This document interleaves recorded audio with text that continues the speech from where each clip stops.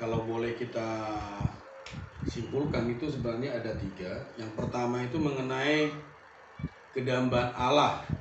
Jadi Allah punya kedambaan kepada manusia, ya, punya keinginan. Terus yang kedua itu berbicara mengenai kondisi manusia yang jatuh. Jadi manusia yang jatuh seperti apa kondisinya.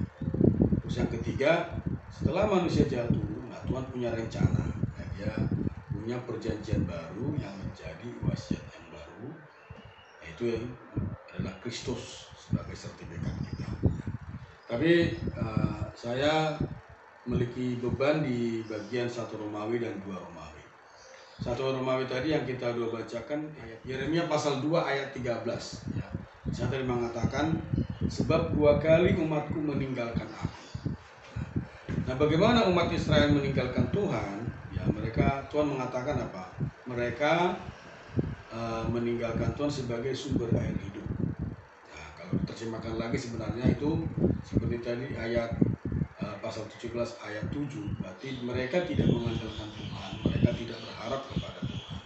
Nah, saat itu bangsa Israel itu malah menyembah berhala. Ya. Jadi menyembah berhala itu sebenarnya sama dengan meninggalkan Tuhan. Itu sama seperti menggali kolam.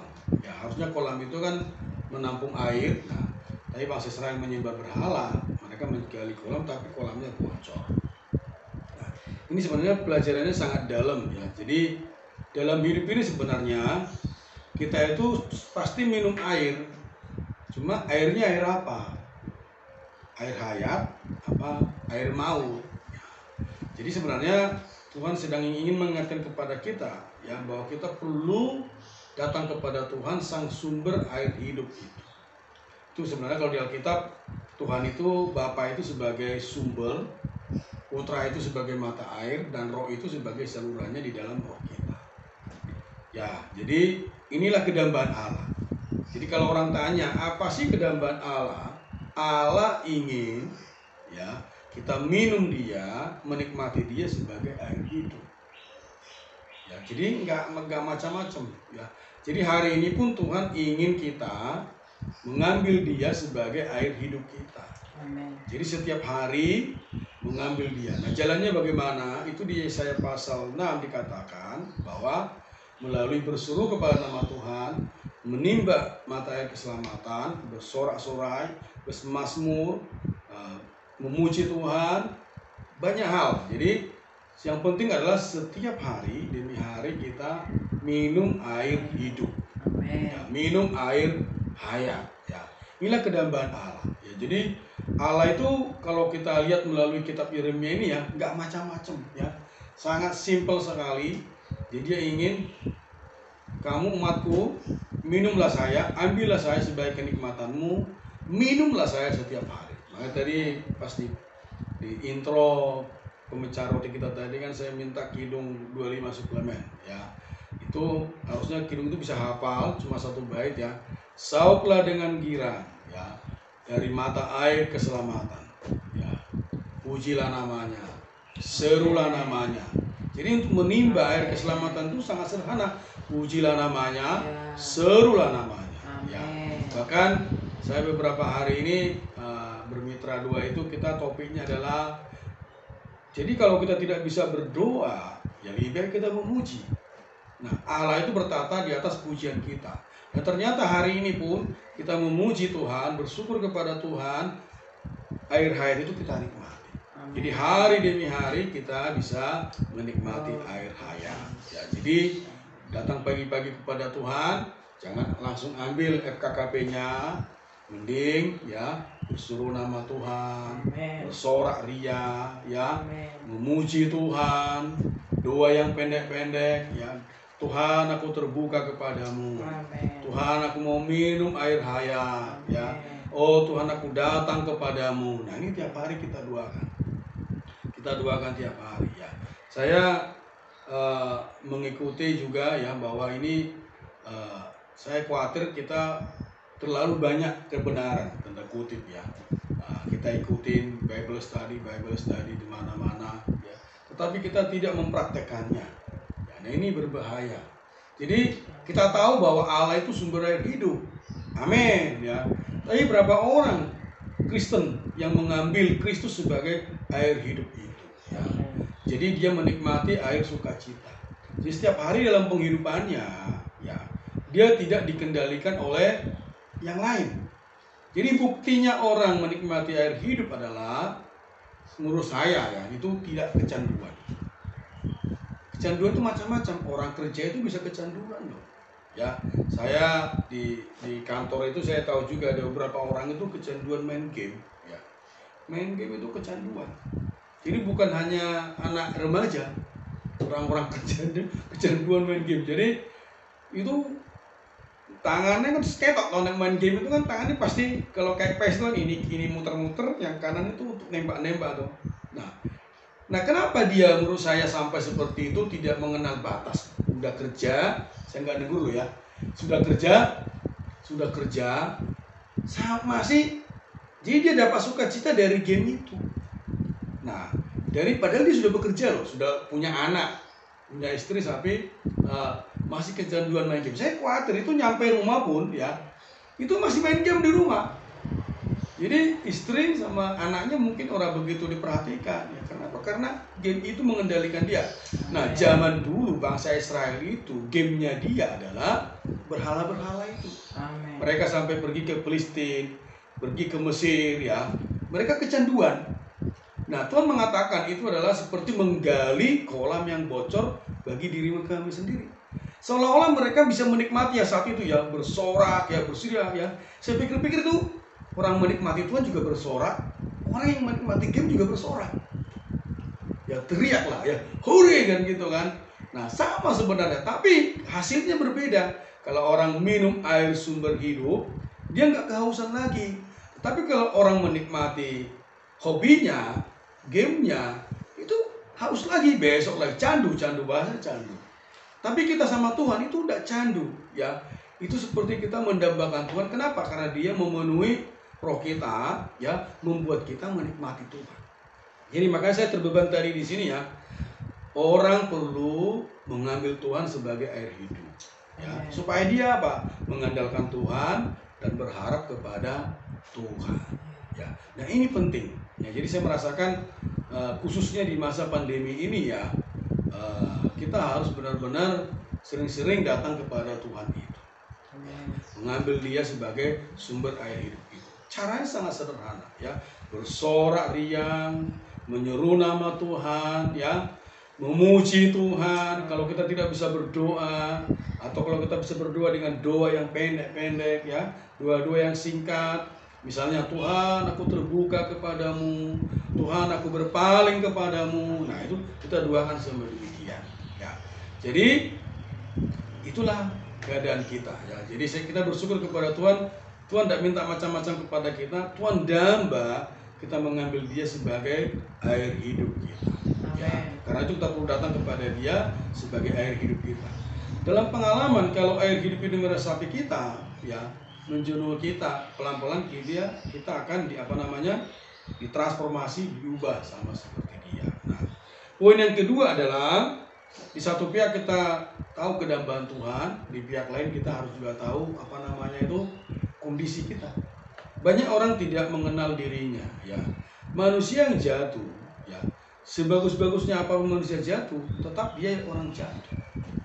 Jadi kalau saya mengatakan saya ini bibirnya najis ya. Kalau Yeremia mengatakan hatinya licik, maka dia kasih perumpamannya, bagaimana orang Ethiopia mengubah kulitnya, bagaimana macan tutul mengubah belangnya. Jadi artinya apa? Apa adanya diri kita itu sudah bobrok. Nah, tapi kita kalau tidak melihat Tuhan, ya kalau tidak memandang Tuhan, kita nggak tahu kondisi kita ini. Nah, ini mohon belas kasihan Tuhan ya.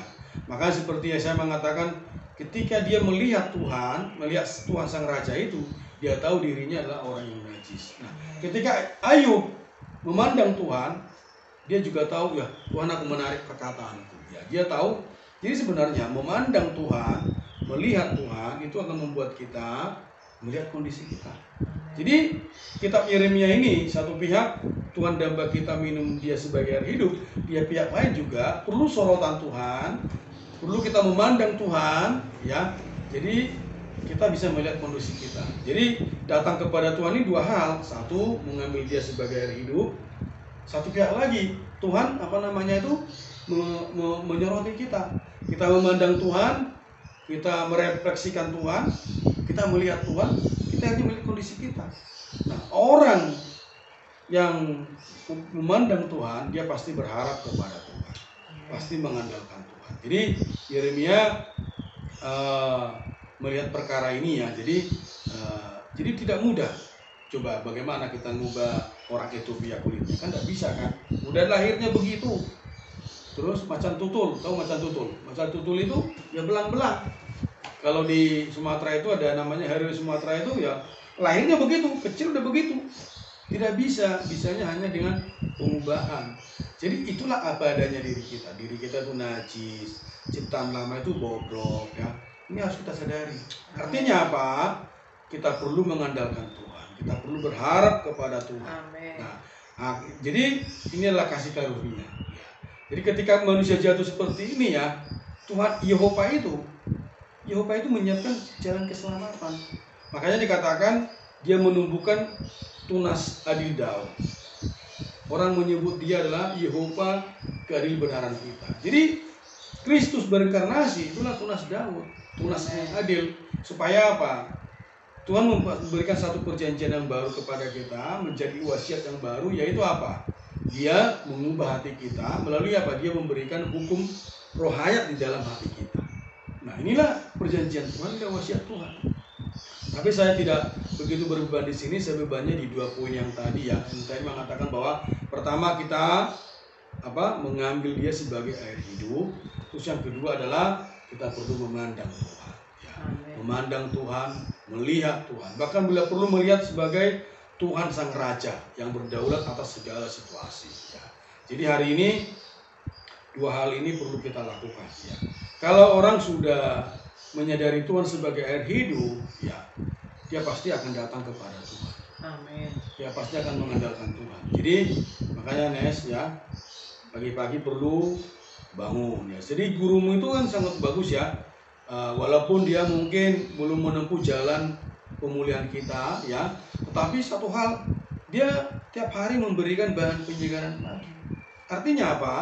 Walaupun dia nggak begitu jelas dengan visi ekonomi Allah, dia datang kepada Tuhan. Ya, dia mendorong murid-muridnya untuk mengandalkan Tuhan. Melalui apa? Setiap pagi datang kepada Tuhan. Nah, yang berbahaya adalah kita di dalam pemulihan Tuhan, kita mengenal visi yang tinggi, tapi kita bangun pagi, kita tidak datang kepada Tuhan. Kita tidak mengandalkan Tuhan. Nah, ini kita perlu bertobat ya. Semoga Tuhan merahmati kita ya. Sebenarnya datang kepada Tuhan itu, ini ada medianya, penyegaran pagi dengan FKKP ya. Itu sangat sederhana sebenarnya. Tadi sudah saya praktekkan kan. Misalnya kita datang kepada Tuhan, kita ambil satu ayat ya. Kalau kamu sulit berdoa, ya udah mengambil satu ayat, kamu doa bacakan. Ya, seperti tadi kita contohkan doa bacakan ya. Sebab 2 kali umatku meninggalkan aku. Amen. Sebab 2 kali umatku meninggalkan aku. Nah, ayat ini ya, mungkin kita terkesan meninggalkan aku. Amen. Oh Tuhan, aku tidak mau meninggalkan Yehova. Amen. Tuhan Yesus, aku mau datang kepada Yehova. Amen. Meninggalkan Tuhan sebagai apa? Air hidup. Terima kasih Tuhan, dikaulah air hidup. Nah, itu bisa kita doa bacakan seperti itu. Jadi sebenarnya 5 menit, 10 menit pagi-pagi datang kepada Tuhan itu sangat membantu sekali. Itu kalau kita terus lakukan ya, itu sangat berharga sekali. Saya terakhir-terakhir ini membandingkan dengan pengembangan diri yang dari luar sana ya. Itu mereka yang namanya afirmasi. Itu harus dilakukan setiap pagi. Ya. Jadi kalau di Alkitab itu pemazmur itu meditasi ya. Kalau orang motivator itu mengembangkan diri, mendorong orang apa? Afirmasi. Seperti Yeremia pasal 17 tadi ayat 8 sampai 9. Diberkatilah orang yang mengandalkan Tuhan. Mereka baca ini, ya, baca ini, doakan ini sambil tutup mata, mereka merenungkannya. Ya, masa kita orang Kristen yang sudah mengenal jalan pemulihan Tuhan, kita tidak mempraktekkan ini. Ya, jadi firman Tuhan kita renungkan, kita nikmati, kita doa bacakan, ya itulah caranya datang kepada Tuhan Sang Air Hidup itu. Jadi kita perlu mengambil air hidup itu dan perlu mempraktekannya. Ya. Amin. Amin. Jadi kalau kita tidak praktekkan, ya Tuhan itu tidak mengalir. Amin. Coba seperti listrik ini, kalau kamu tidak nyalakan saklarnya, ya saklar itu listriknya ngalir, udah nengkono terus, ya toh? Di situ terus. Nah karena itu setiap hari kita perlu nyalain saklar, cetek, ya. Allah sebagai sang sumber air hidup itu mengalir ke dalam kita. Jadi ketika kita mengatakan, oh Tuhan Yesus, itu cetek, itu nyala, ya. Terus ketika mengatakan, puji Tuhan, Tuhan amin, haleluya, itu cetek, ya. Sama seperti itu.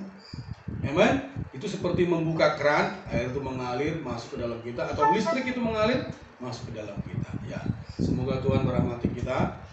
Saya rasa bebannya cukup, ya. Yang penting kita praktekkan, ya. Latihan, ya. Itu dari sekolah difasilitasi, dari gereja juga ada fasilitas FKKP, ya. Bahkan kadang-kadang juga dari online juga di WhatsApp juga ada, ya. Tinggal dipraktekkan menurut saya, ya. Kalau cuma dibaca tidak dipraktekkan, itu nanti malah garing, ya toh. Malah nggak dapat air hidup, dapatnya air yang lain nanti, ya. Semoga Tuhan merahmati kita mengambil Dia sebagai air hidup itu. Amin. Amin. Mulia bagi nama Tuhan. Mari kita berdoa. Amin.